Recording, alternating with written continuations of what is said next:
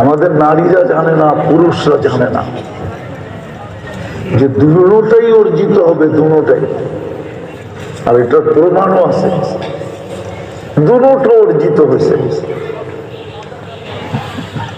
হ্যাঁ, কেউ বলতে পারবে না। ইমামুল মুহাদ্দিসিন আবু হুরায়রা রাদিয়াল্লাহু তাআলা আনহু এক সময় ছিল ক্ষুধায় এরকম কাতর হইতেন যে মাটিতে গড়াগড়ি করতে থাকতো, মানুষ ভাবতো মির্গি রোগ, তো জুতা দিয়া ওনার গলা পাড়াইতেন। কিন্তু একদিন আসছে উনি দুনিয়ার সবচেয়ে দামি কাপড় ব্যবহার করতেন নাক সাফ করার জন্য। দুনিয়াও দিছেন, দুনিয়াও মিলছে, আখেরাত তো মিলছেই মিলছে। আখেরাত তো আমরা চিনি না, জান্নাতে উম্মত জানে না কি জিনিস। কেন আমাদের সমাজে জান্নাতের আলোচনা হয় না। হ্যাঁ, আমাদের সমাজে জান্নাতের আলোচনা হয় না। এখন কইনা গেছে, আগে আমাদের দেশে বেশি ছিল, যখন গ্রাম্য বাজার বলতো সপ্তাহে একদিন। দেখছেন কিনা আপনারা জানি না, এখনো আছে, খুব কম, ঠিক না? আগে গ্রাম্য বাজার বলতো সপ্তাহে একদিন। তো ওষুধ বেচার লোক আসতো, ও এরকম মিক্সচার দিত, যার অসুখ নাই ও ভাবতো মনে হয় আমার অসুখ আছে, একটা কিনে নিয়ে যাবে। আমাদের সমাজে জান্নাতের আলোচনা নাই, যার কারণে আমাদের যুবকরা জান্নাত মুখী না। ক্ষতি হয়ে গেছে, আমাদের লাভ হয় নাই। যেই যুবক জান্নাত মুখী হওয়া দরকার ছিল, যৌবনকে জান্নাতের জন্য লুটানোর দরকার ছিল, ওই যুবক এখন ইন্টারনেটের পিছনে যৌবন লুটাইতেছে। ওই যুবক এখন মাদকের পিছনে যৌবন লুটাইতেছে। ওই যুবক এখন গান বাজনার পিছনে যৌবন লুটাইতেছে। ওই যুবক এখন নাচের পিছনে যৌবন লুটাইতেছে। কত কত দামি জিনিস লুটাই দিতেছে, এটাও জানে না। জিজ্ঞাসা করেন যুবকদের কাছে যৌবনের কোনো দাম নাই। যুবকের কাছে যৌবনের কোনো দাম নাই। যদি দাম থাকতো, হ্যাঁ, মাঝে মাঝে হয় ডাকাতের হাতে চাম দিয়া দেয়, কিন্তু ব্যাগ দেয় না। কি দিয়া দেয়? চাম দিয়া দেয়, কিন্তু ব্যাগ দেয় না। কসম খোদার, যুবকরা যদি যৌবনের দাম জানতো না, তাহলে ওরা চাম দিয়া দিত, কিন্তু যৌবন মাটিতে লুটতে দিত না। ওদের যৌবন মাটিতে লুটে যেতেছে, নেশা দিতেছে। আমরাও যদি জীবনের দাম জানতাম, তাহলে আমরা জীবনটাকে মাটিতে লুটায় দিতাম।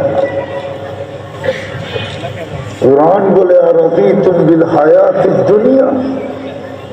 কোরআন তো আশ্চর্য হয়ে আমাদেরকে জিজ্ঞাসা করে, যদিও শব্দটা আল্লাহর জন্য শুভনীয় না। আল্লাহ বড় আফসোস নিয়ে মনে হয় আমাদেরকে জিজ্ঞাসা করতেছে, আরে তুই মাটি লইয়া খুশি হইলি কি করে? দুনিয়া তো মাটি। কি দুনিয়া? কি দুনিয়া? মাটি। কোরআন আমাদেরকে আফসোস করে বলতেছে দুনিয়া তো মাটি। আরাদিতুম বিল হায়াতিদ দুনিয়া। ও উম্মতে মুহাম্মাদি, যাদেরকে তৈরি করারও হাজারো হাজারো হাজারো লাখো বৎসর আগে যাদের জান্নাত আমি তৈরি করে রাখলাম, তোরা মাটি নিয়ে কি করে রাজি হলি? আমাদের তৈরিরও হাজারো হাজারো বৎসর আগে, 50,000 বৎসর আগে আল্লাহ আমাদের জান্নাত তৈরি করে রাখছেন। দুনিয়ার মানুষ তো প্রস্তুতি নেয় 1 মাস আগে, 2 মাস আগে, 3 মাস আগে, নাইলে 1 বছর আগে, নাইলে 5 বছর আগে। আল্লাহ তো বলে 50,000 বছর আগে কমপ্লিট করে রাখলাম। তোদের জান্নাত তো 50,000 বছর আগে কমপ্লিট করলাম। কি কি কমপ্লিট করছে? কি জান্নাত চিনে? কিছু জিনিস আছে নাম নিলেই মুখে কি লাগে? কি লাগে? মজা লাগে। আমগো তো জান্নাত উচ্চারণ করতে মুখে মজা লাগে না, মুখে পানি লাগে না, পানি পড়ে না। তেঁতুল দেখলি মুখ দিয়া পানি পড়ে, কিন্তু জান্নাতের নাম উচ্চারণ করলে আমাদের মুখে পানি আসে না। উচিত ছিল মুখে পানি আসা। এই যুবকরা তো জান্নাত চিনে না, আমরাও জান্নাত চিনি না, আমাদের ঘরের মা বোনরাও জান্নাত চিনে না। কসম খোদার চিনে না। যদি চিনত তাহলে মুসলিম সমাজে 2টা জিনিস থাকতো না। এই দুনিয়া পাওয়ার জন্য আমিও চিনি না, দুনিয়া পাওয়ার কোনো চাহিদা থাকতো না, না পাওয়ার বিরুদ্ধে কোনো অভিযোগ থাকতো না, কোনো অভিযোগ হতো না, না পাওয়ার বিরুদ্ধে কেউ অভিযোগ করতো না, না স্ত্রী করতো, না ভাই করতো, না বোন করতো, না সন্তান করতো, না মা বাবা করতো। বললে তো আপনারা রাগ হয়ে যাবেন, ঠিক না? বলবো স্ত্রী তো প্রবাসী স্বামীর কাছে শুধু টাকা চায় যাতে সে বাজার যেয়ে গরম করতে পারে, নিজের মন মতো চাহিদার জিনিস কিনতে পারে। সন্তান তো প্রবাসী বাপের কাছে শুধু টাকা চায়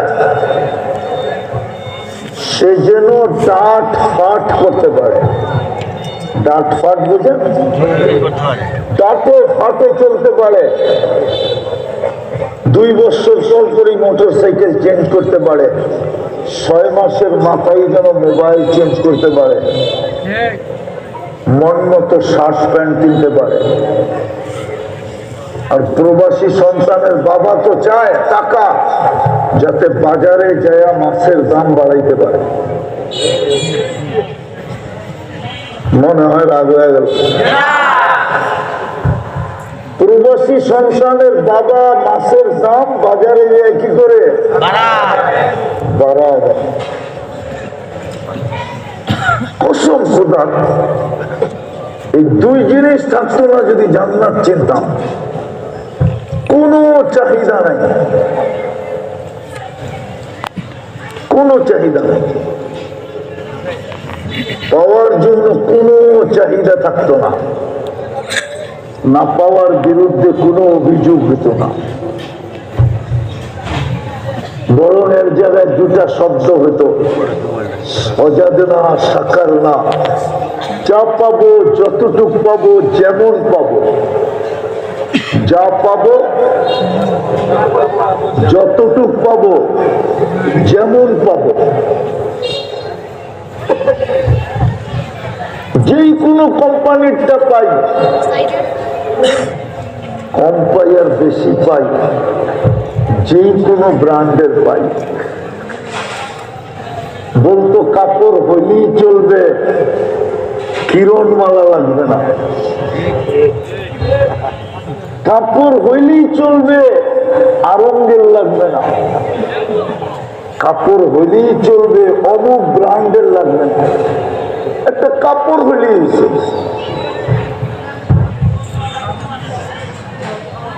যতটুক পাইতো যেমনই পেত তাহলে বলতো সাকার না, শুক্রিয়া আদায় করতো। এখন তো কোনো ঘরে কোনো জীবনে শুক্রিয়া নাই। এই মজমা একজনও বলতে পারবে না যে ডেলি আমি 100 বার আলহামদুলিল্লাহ পড়ি, একজন। অথচ উজানির হুজুর চিল্লায় গেল। আমি কিন্তু এখানে মাগরিব করছি, পুরা বয়ান বয়ে শুনছি।